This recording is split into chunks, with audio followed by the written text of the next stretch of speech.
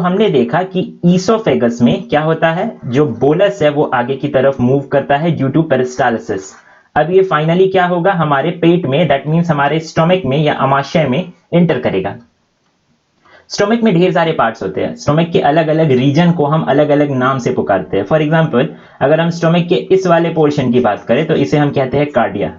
इसके अलावा ये जो ऊपर ये जो पोर्शन निकला हुआ है, इस पोर्शन को हम दूसरे नाम से जानते हैं। यानी मैं अभी इतने पोर्शन की बात कर रहा हूं, इतने पोर्शन की, ये जो पोर्शन है ना, इस पोर्शन की बात कर रहा हूं, इसे हम फंडस कहते हैं।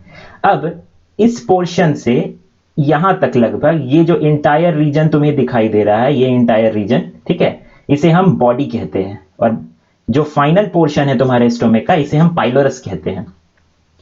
तुम्हें क्या लगता है, इस इनिशियल पोर्शन को हम कार्डिया क्यों कहते होंगे? फॉर द ऑब्वियस रीजन कि ये पोर्शन हमारे दिल से काफी नजदीक होता है, इसलिए हम इस पोर्शन को कार्डिया कहते हैं। अब देखते हैं कि स्टोमक में होती क्या कौन कौन सी चीजें हैं। बोलस जैसे ही स्टोमक में, ईसोफेगस से होता हुआ ये बोलस जैसे ही स्टोमक में एंटर होता है, अब स्टोमक में देखो इस बोलस के साथ क्या क्या चीजें होंगी। सबसे पहला बात, स्टोमक में तुम्हें कुछ रिंकल टाइप, स्टोमक की जो दीवार है इसमें कुछ रिंकल टाइप स्ट्रक्चर दिखाई दे रहा होगा।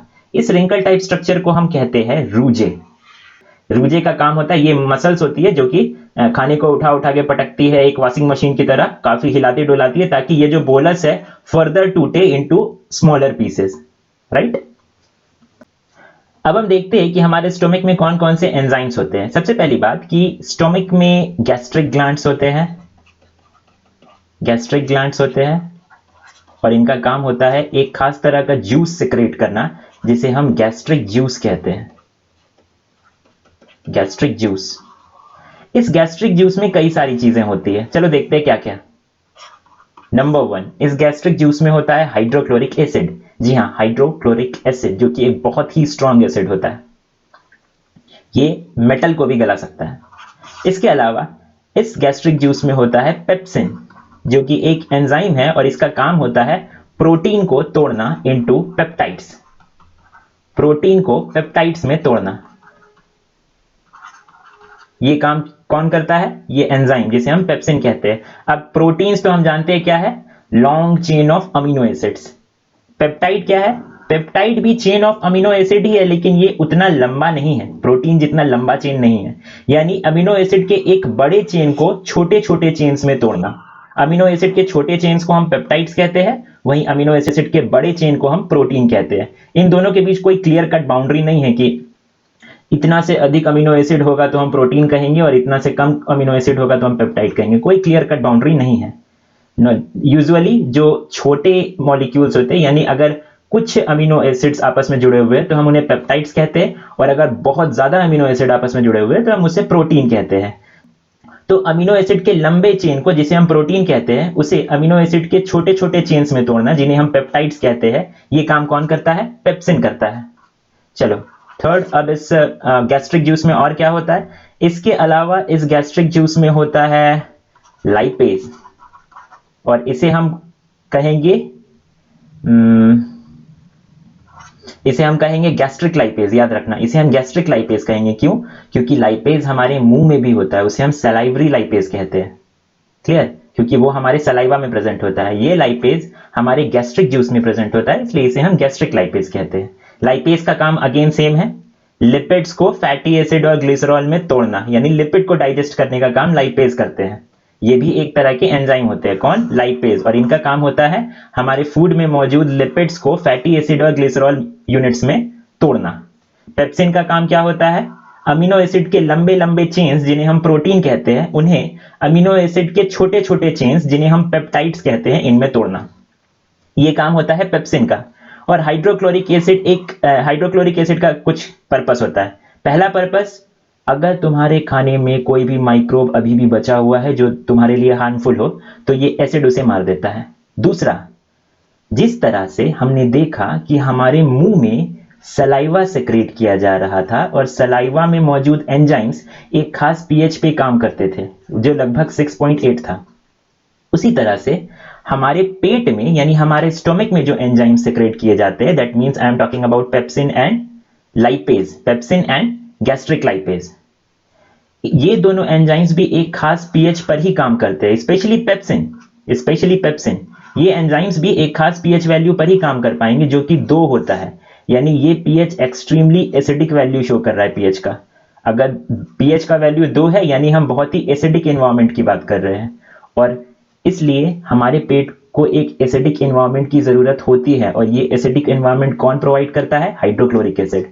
जो कि पेट में गैस्ट्रिक जूस में कौन कौन सी चीजें हैं? हाइड्रोक्लोरिक एसिड है, इसके अलावा पेप्सिन है, इसके अलावा और क्या है? लाइपेज है, गैस्ट्रिक लाइपेज ऑफ कोर्स, क्योंकि ये गैस्ट्रिक जूस में प्रेजेंट है इसलिए हम इसे गैस्ट्रिक लाइपेज कहेंगे। ये सारी चीजें कहाँ है? हमारे पेट में है। हमारे गैस्ट्रिक जूस में इतनी सारी चीजें होती है जो कि हमारे पेट की वाल्स में प्रेजेंट गैस्ट्रिक ग्लैंड्स द्वारा सेक्रेट किया जाता है। जब बोलस पे, जो बोलस हमारे पेट में है, मान लो बोलस यहां पर है, तो इस पर ये तीनों चीज क्या करते हैं? एक्ट करते हैं। ये 2 एंजाइम्स का एक्ट करते हैं। पेप्सिन किस तरह से एक्ट करता है हमने देख लिया, लाइपेज क्या करता है हमने देख लिया, हाइड्रोक्लोरिक एसिड क्या करता है? हाइड्रोक्लोरिक एसिड माइक्रोब्स को किल करता है। इसके अलावा hydrochloric acid proper environment provide करता है ताकि पेप्सिन और लाइपेज आराम से काम कर सके पेट में। ठीक है, अब जब खाना पच रहा है, यानी बोलस पेट में, थोड़ा बहुत तो डाइजेशन पेट में होता है, याद रखना डाइजेशन बहुत कम ही पेट में होता है, मेन जो डाइजेशन होता है वो हमारे स्मॉल इंटेस्टाइन में होता है। तो पेट में हम देखेंगे कि कुछ पेरिस्टाल्टिक मूवमेंट्स भी होती रहती है, जैसे कि हम यहाँ पे देख सकते हैं। यहाँ पर एक वेव है जो कि धीरे धीरे आगे की तरफ प्रोसीड कर रहा है और फाइनली यहाँ पर आकर के खत्म हो रहा है। देखो, ठीक है, एक वेव जनरेट हो रहा है पेट के एक एंड से, यानी फंडस से एक वेव जनरेट हो रहा है और फिर आगे बढ़ता हुआ वो पाइलोरस पे खत्म हो रहा है यहाँ पर। तो ये वेव्स लगातार पेट में ये वेव्स जो होते हैं वो लगातार बनते रहते हैं। इनका काम होता है बोलस जो कि डाइजेस्ट हो रहा है, इसे अच्छे से तोड़ते रहना और अच्छे से सारी चीजों को पेट के अंदर एक वॉशिंग मशीन की तरह मिक्सअप करते रहना। ठीक है, ये काम भी इस पेरिस्टाल्टिक वेव के द्वारा किया जाता है। इसके अलावा पेरिस्टाल्टिक वेव और एक काम करता है, याद रखना, बोलस जो होता है, हाइड्रोक्लोरिक एसिड यानी गैस्ट्रिक जूस जब बोलस के साथ मिलती है, ये सारी चीजें जब बोलस के साथ मिलती है तो बोलस एक सेमी लिक्विड मटेरियल में चेंज हो जाता है। एक ऐसा मटेरियल जिसे ना हम पूरा सॉलिड कह सकते हैं ना ही पूरा लिक्विड कह सकते हैं, उस मटेरियल को हम कहते हैं काइम। ठीक है, इस मटेरियल को हम कहते हैं काइम। यानी गैस्ट्रिक जूस के एक्शन के बाद जो बोलस था वो एक सेमी लिक्विड मटेरियल में चेंज हो जाता है जिसे हम काइम कहते हैं। और ये जो पेरिस्टालसिस तुम देख रहे हो, ये इसी पेरिस्टालसिस के कारण ये जो काइम है ये धीरे धीरे पेट से और आगे बढ़ के स्मॉल इंटेस्टाइन में पुश किया जाता है। ठीक है, जिससे फिर ये आगे फिर लार्ज इंटेस्टाइन में जाता है, फिर रेक्टम में स्टोर होता है, वो सारी चीजें हम देखेंगे, और फाइनली एग्जिट हो जाता है थ्रू एनस। क्लियर? तो पेट में इतनी सारी चीजें होती है। यहां पे एक इंपॉर्टेंट पॉइंट जो मैं चाहूंगा कि तुम जानो वो ये कि हमारे पास 2 स्फिंक्टर्स होते हैं, यानी 2 वाल्व्स होते हैं पेट में। एक वाल्व यहां पर होता है यानी कि हमारे स्टोमक की एंट्री पर, और एक वाल्व यहां पर होता है यानी हमारे स्टोमक के एग्जिट पर। One important point about stomach is that stomach में एक प्रोटेक्टिव लेयर होती है। स्टोमक की दीवार पर एक प्रोटेक्टिव लेयर होती है जिसे हम म्यूकस कहते हैं, और ये प्रोटेक्टिव लेयर पूरे स्टोमक की दीवार पर होती है। इस लेयर को हम म्यूकस कहते हैं। इस लेयर को हम म्यूकस कहते हैं। इसका काम क्या होता है? गैस्ट्रिक जूस में जो हाइड्रोक्लोरिक एसिड है उसकी एसिडिटी से स्टोमक के वाल्स को बचाना, ये काम होता है म्यूकस की लेयर का, यानी ये एक्ट करती है as a protective layer. Clear? और यहां पे वाल्व का इंपॉर्टेंस काफी ज्यादा बढ़ जाता है क्योंकि वाल्व इंश्योर करते हैं वन वे फ्लो। सोचो, पेट का जो पीएच है, हमारे स्टोमक का जो पीएच है वो ऑन एन एवरेज 2 के अराउंड रहता है, जो कि बहुत ही हाईली एसिडिक एनवायरनमेंट है। ठीक है, पेट के पास तो प्रोटेक्टिव लेयर है जिसे हम म्यूकस कहते हैं, लेकिन ये लेयर ईसोफेगस के पास नहीं है। ईसोफेगस जहां से ये बोलस आ रहा था और फिर पेट में गया, पेट में गैस्ट्रिक जूस के एक्शन के बाद ये बोलस काइम में चेंज हो गया, वो हमने देखा। क्या हो अगर यहाँ पे कोई वाल्व, यहाँ पर कोई स्फिंक्टर ना हो और ये बोलस दोबारा से इस एसिडिक एनवायरनमेंट से, यानी हमारे स्टोमक से पीछे की तरफ फ्लो होता हुआ हमारे ईसोफेगस में चला जाए? क्योंकि ये बोलस हमारे एसिडिक एनवायरनमेंट से जा रहा है, इसलिए ईसोफेगस के पास, याद रखना, कोई प्रोटेक्टिव लेयर नहीं है, तो ईसोफेगस को ये डैमेज कर सकता है। इसलिए हमारे पेट में, हमारे स्टोमक में यहाँ पर एक स्फिंक्टर होता है, एक वाल्व होता है जिसे हम गैस्ट्रो ईसोफेजियल स्फिंक्टर कहते हैं। सिमिलरली यहाँ पर भी वन वे फ्लो को इंश्योर करने के लिए एक स्फिंक्टर होता है, एक वाल्व होता है जिसे हम पाइलोरिक स्फिंक्टर कहते हैं। ठीक है, पाइलोरिक स्फिंक्टर कहते हैं। अब तक हमने देखा कि ईसोफेगस से बोलस हमारे स्टोमक में इंटर करता है। स्टोमक द्वारा प्रोड्यूस गैस्ट्रिक जूसेस के एक्शन के कारण बोलस कन्वर्ट हो जाता है into a semi solid material which is known as chyme. This is chyme. Now हमने ये भी देखा कि हमारे स्टोमक में लगातार पेरिस्टाल्टिक वेव्स जनरेट होती रहती है, जिनका काम ना सिर्फ काइन को अच्छे से मिक्स करते रहना होता है, बल्कि काइन को छोटे छोटे अमाउंट्स में, थोड़े थोड़े अमाउंट्स में पाइलोरिक स्फिंक्टर से और आगे पुश करते रहने का काम भी इन्हीं पेरिस्टाल्टिक वेव्स का होता है। पाइलोरिक स्फिंक्टर के ठीक बाद हमारे डाइजेस्टिव ट्रैक्ट का अगला पार्ट शुरू होता है, जिसे कि हम स्मॉल इंटेस्टाइन कहते हैं। इसे यूं तो हम 3 पार्ट्स में डिवाइड करते हैं। सबसे पहला पार्ट होता है ड्यूडेनम, जो कि पाइलोरिक स्फिंक्टर से शुरू होकर के लगभग अगले 25 सेंटीमीटर तक चलता है। यानी कि पाइलोरिक स्फिंक्टर के बाद स्मॉल इंटेस्टाइन के पहले 25 सेंटीमीटर लंबे पार्ट को हम डुओडेनम कहेंगे। Okay, you would be surprised to know that even though duodenum is only 25 centimeter in length, still हमारे फूड का मैक्सिमम डाइजेशन इसी छोटे से पार्ट में होता है, जिसे हम डुओडेनम कहते हैं। लगभग हमारे फूड का 70% डाइजेशन डुओडेनम में ही होता है। ऐसा करने में 2 ऑर्गन्स हमारे डुओडेनम की हेल्प करते हैं। सबसे पहला है लिवर, जो कि हमारे शरीर का सबसे बड़ा ग्लैंड है, और दूसरा है पैनक्रियास, जो कि हमारे शरीर का दूसरा सबसे बड़ा ग्लैंड है। आइए देखते हैं कि ये दोनों ऐसा कैसे कर पाते हैं। लिवर और पैनक्रियास किस तरीके से हमारे डुओडेनम का हेल्प करते हैं to digest the food. Liver एक खास तरह के फ्लूइड को सेक्रेट करता है, जिसे हम बाइल जूस कहते हैं। अगर हम लिवर के स्ट्रक्चर को देखें तो इसे हम 2 पार्ट्स में डिवाइड कर सकते हैं। इसमें एक राइट पोर्शन है, ये वाला। इसके अलावा इसमें एक लेफ्ट पोर्शन है, ये वाला। इन दोनों ही पार्ट्स में बाइल जूसेस प्रोड्यूस होते रहते हैं। ठीक है, इन दोनों ही पार्ट्स में बाइल जूस प्रोड्यूस होता रहता है। लिवर के राइट हिस्से में produced bile juice right hepatic duct से होता हुआ आगे बढ़ता है और वो कॉमन हेपाटिक डक्ट में चला जाता है। फिर वो आगे बढ़ता हुआ फाइनली डुओडेनम में एंटर करता है।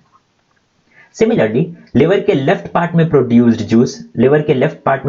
Bile juice left hepatic duct में होता हुआ कॉमन हेपाटिक डक्ट में एंटर करता है और फिर फाइनली आगे बढ़ता हुआ ये भी डुओडेनम में एंटर कर जाता है। हम यहां पर एक थैलीनुमा संरचना को देख सकते हैं, एक सैक लाइक स्ट्रक्चर को देख सकते हैं, एक बैग लाइक स्ट्रक्चर को देख सकते हैं, जिसे हम गॉल ब्लैडर कहते हैं। इसका काम होता है लिवर द्वारा प्रोड्यूस्ड बाइल को टेम्पोररीली स्टोर करके रखना। यानी कि इस थैली में भी, इस सैक में भी कुछ बाइल स्टोर्ड रहता है और इसमें स्टोर्ड बाइल इस रास्ते से, यानी कि सिस्टिक डक्ट के रास्ते से होता हुआ फिर कॉमन हेपाटिक डक्ट में मिलता है और फाइनली आगे बढ़ता हुआ हमारे डुओडेनम में एंटर कर जाता है। कुछ इस तरीके से इन 3 रास्तों से होता हुआ bile finally common hepatic duct के थ्रू हमारे डुओडेनम में एंटर करता है। लेकिन इस बाइल का काम क्या होता है, इसे समझने के लिए हमें यह समझना होगा कि जो फूड हम खाते हैं उसमें जो फैट होता है available, they are not so soluble in water. Fats are not so soluble in water, they are overall hydrophobic in nature. और क्योंकि ये हाइड्रोफोबिक होते हैं, इसलिए होता क्या है कि छोटे छोटे फैट ड्रॉपलेट्स आपस में चिपक करके they clump together and form a large droplet of fat. मान लो एक बर्तन में थोड़ा सा पानी है और उसमें तुम कुछ बूंदे डाल दो ऑयल की, तो क्या होगा, ऑयल की छोटी छोटी बूंदे वाटर के ऊपर सरफेस में तैरती हुई दे विल क्लम्प टुगेदर, वो आपस में जुड़ जाएंगी और एक बड़ी बूंद को फॉर्म करेगी। सिमिलरली फैट, जो छोटे छोटे फैट ड्रॉपलेट्स होते हैं वो आपस में जुड़ जाते हैं और एक लार्ज फैट ड्रॉपलेट को फॉर्म करते हैं। नाउ एंजाइम्स इस लार्ज फैट ड्रॉपलेट पे एक्ट नहीं कर पाते। वो इसलिए क्योंकि इसका जो सरफेस एरिया है वो काफी कम है और एंजाइमेटिक एक्शन के लिए सरफेस एरिया का अधिक होना बहुत जरूरी है। तो इसके सरफेस एरिया को इंक्रीज करने का काम कौन करता है, बाइल करता है। बाइल इस बड़े फैट ड्रॉपलेट को छोटे छोटे ढेर सारे फैट ड्रॉपलेट्स में तोड़ देता है ताकि सरफेस एरिया काफी बढ़ जाए। इस प्रोसेस को, यानी बड़े फैट ड्रॉपलेट को छोटे छोटे फैट ड्रॉपलेट्स में तोड़ने के प्रोसेस को हम कहते हैं इमल्सिफिकेशन। और ये काम कौन करता है, ये काम करता है बाइल जूस। एक बार जब फैट ड्रॉपलेट्स का इमल्सिफिकेशन हो जाता है, इसके बाद पैनक्रियाटिक जूसेस में मौजूद एंजाइम डाइजेशन का काम शुरू करते हैं फैट का। ठीक है, इसके अलावा पैनक्रियाटिक जूसेस में मौजूद एंजाइम बाकी सारे न्यूट्रिएंट्स का भी डाइजेशन करते हैं। जैसे कि अगर हम पैनक्रियाटिक जूस की बात करें तो इसमें क्या क्या चीजें होती है, इसमें ढेर सारे प्रोटीन डाइजेस्टिंग एंजाइम्स होते हैं जिन्हें हम प्रोटीएसेस कहते हैं। जितने भी प्रोटीन डाइजेस्टिंग एंजाइम्स होते हैं ना, उन्हें तो एक जनरल वे में प्रोटीएसेस कह सकते हो। लेकिन अगर हम ज्यादा स्पेसिफिक जाए और ये बात करें कि हमारे पैनक्रियाज द्वारा सिक्रेटेड पैनक्रियाटिक जूस में, याद रखना पैनक्रियाज जो जूस सिक्रेट करता है, याद रखना पैनक्रियाज जो जूस सिक्रेट करता है उसे हम पैनक्रियाटिक जूस कहते हैं। ये पैनक्रियाटिक जूस पैनक्रियाटिक डक्ट के द्वारा कुछ इस तरीके से आगे बढ़ता हुआ हमारे डुओडेनम में एंटर करता है। पैनक्रियाटिक डक्ट के द्वारा होता हुआ हमारे डुओडेनम में क्या एंटर करता है, पैनक्रियाटिक जूस। और ये पैनक्रियाटिक जूस कौन सिक्रेट करता है, हमारा पैनक्रियाज। इस पैनक्रियाटिक जूस में कौन कौन सी चीजें होती है, इस पैनक्रियाटिक जूस में ढेर सारे एंजाइम्स होते हैं। इस पैनक्रियाटिक जूस में सोडियम बाइकार्बोनेट होता है। एंजाइम्स की बात करें तो इसमें ढेर सारे प्रोटीन डाइजेस्टिंग एंजाइम्स होते हैं जिन्हें हम कॉमनली प्रोटीएसेस वर्ड से रिफर कर देते हैं। लेकिन अगर हम ज्यादा स्पेसिफिक जाए तो इसमें ट्रिप्सिन होता है जो कि एक प्रोटीन डाइजेस्टिंग एंजाइम है। इसमें काइमोट्रिप्सिन होता है। ट्रिप्सिन और काइमोट्रिप्सिन का काम होता है long chains of amino acids जिन्हें कि हम प्रोटीन कहते हैं, उन्हें smaller chains of amino acid में तोड़ना। ठीक है, ट्रिप्सिन और काइमोट्रिप्सिन का काम होता है long chains of amino acid जिन्हें हम प्रोटीन कहते हैं, उन्हें smaller chains of amino acid में तोड़ना। और smaller chains of amino acids को हम पेप्टाइड्स कहते हैं। क्या कहते हैं? Peptides. Smaller chains of amino acid को हम पेप्टाइड्स कहते हैं। तो प्रोटीन्स को पेप्टाइड्स में तोड़ने का काम इन दो एंजाइम्स के द्वारा किया जाता है, यानी ट्रिप्सिन और काइमोट्रिप्सिन। कहां पर? हमारे डुओडेनम में। और ये दो एंजाइम्स कहां होते हैं? हमारे पैनक्रियाटिक जूस में होते हैं, जो कि सिक्रीट किया जाता है बाय पैनक्रियास। और ये पैनक्रियाटिक जूस डुओडेनम तक कैसे पहुंचता है? वाय पैनक्रियाटिक डक्ट्स। क्लियर? नाउ इसके अलावा अगर हम प्रोटीन डाइजेस्टिंग एंजाइम्स की बात करें तो एक और एंजाइम होता है हमारे पैनक्रियाटिक जूस में, जिसे कि हम कहते हैं कार्बोक्सीपेप्टाइडेज। इसे हम क्या कहते हैं? Carboxypeptidase. Let me right it, carboxypeptidase. इसका काम होता है जो smaller chains of amino acid है यानी पेप्टाइड्स, उन्हें इंडिविजुअल अमीनो एसिड्स में तोड़ देना। ठीक है, कार्बोक्सीपेप्टाइडेज का काम होता है smaller chains of amino acids को यानी कि पेप्टाइड्स को इंडिविजुअल अमीनो एसिड्स में अलग कर देना। यह काम कार्बोक्सीपेप्टाइडेज के द्वारा किया जाता है। नाउ ये तो हो गई प्रोटीन डाइजेस्टिंग एंजाइम्स की बात, जो कि हमारे पैनक्रियाटिक जूस में प्रेजेंट होते हैं। अगर हम स्टार्च डाइजेस्टिंग एंजाइम की बात करें तो हमारे पैनक्रियाटिक जूस में पैनक्रियाटिक एमाइलेज भी पाया जाता है। इसे हम पैनक्रियाटिक एमाइलेज इसलिए कहते हैं क्योंकि ये पैनक्रियाटिक जूस में है। जिस तरह से हमने सलाइवा में जो एमाइलेज था उसे हमने सलाइवरी एमाइलेज कहा था, ये एंजाइम, ये एमाइलेज हमारे पैनक्रियाटिक जूस में है, इसलिए इसे हम पैनक्रियाटिक एमाइलेज कहते हैं। और इसका काम भी होता है स्टार्च को कन्वर्ट करना इनटू डाइसैकेराइड्स। डाइसैकेराइड्स में कन्वर्ट करने का काम स्टार्च को कौन करते हैं? Pancreatic amylase. कहां पर? रिमेंबर, स्टार्च क्या है? सैकड़ों हजारों ग्लूकोज मॉलिक्यूल्स के जुड़ने से स्टार्च बना होता है, यानी कि ये long chain of glucose molecule है। इसे दो ग्लूकोज मॉलिक्यूल्स के यूनिट में तोड़ने का काम कौन करता है? हमारा पैनक्रियाटिक एमाइलेज। यानी कि स्टार्च को एक्चुअल में डाइसैकेराइड में चेंज किया जा रहा है। और ये कौन सा डाइसैकेराइड है? ये है माल्टोज। यानी इस एक ऐसा मॉलिक्यूल यानी स्टार्च जिसमें सैकड़ों हजारों ग्लूकोज यूनिट्स जुड़े हुए थे, उस बहुत लंबे ग्लूकोज यूनिट के चेन को दो ग्लूकोज यूनिट की चेन्स में तोड़ने का काम यानी माल्टोज में तोड़ने का काम कौन करता है? Pancreatic amylase. The next type of enzyme which is found in our pancreatic juice is known as pancreatic lipase. Pancreatic lipase का काम होता है लिपिड को तोड़ना, लिपिड को डाइजेस्ट करना इनटू सिंपलर यूनिट्स। यानी हम किन चीजों की बात कर रहे हैं? लिपिड को तोड़ना into fatty acid and glycerol. ये करने का काम हमारे ड्यूडेनम में कौन करता है? Pancreatic lipase. एक बात याद रखना, फैट एक तरह का लिपिड ही होता है। और पैनक्रियाटिक लाइपेज फैट को इसलिए डाइजेस्ट कर पा रहा है क्योंकि इसे पहले ही इमल्सिफाई किया जा चुका है। किसके द्वारा? बाइल जूस के द्वारा। क्लियर? इसके अलावा हम अपार्ट फ्रॉम दीज एंजाइम्स हमारे पैनक्रियाटिक जूस में सोडियम बाइकार्बोनेट भी प्रेजेंट होता है। और क्योंकि ये बेसिक होता है इन नेचर, तो सोडियम बाइकार्बोनेट ये इंश्योर करता है कि ड्यूडेनम जो है, ड्यूडेनम वाले पोर्शन का जो पीएच है ये मेंटेन रहे अबाउट 6। ठीक है, ड्यूडेनम वाले पोर्शन के पीएच को 6 के अबाउट मेंटेन रखने में सोडियम बाइकार्बोनेट हेल्प करता है, क्योंकि सोडियम बाइकार्बोनेट बेसिक होता है इन नेचर। और हमने देखा था कि एंजाइम काफी पीएच स्पेसिफिक भी होते हैं। तो पैनक्रियाट जो हमारे ड्यूडेनम में जो एंजाइम्स एक्ट करते हैं उनके लिए जो ऑप्टिमम पीएच होता है वो 6 होता है। और ड्यूडेनम का पीएच 6 के आसपास रहे ये इंश्योर करने का काम सोडियम बाइकार्बोनेट करते हैं, जो कि पैनक्रियाटिक जूस में प्रेजेंट होते हैं।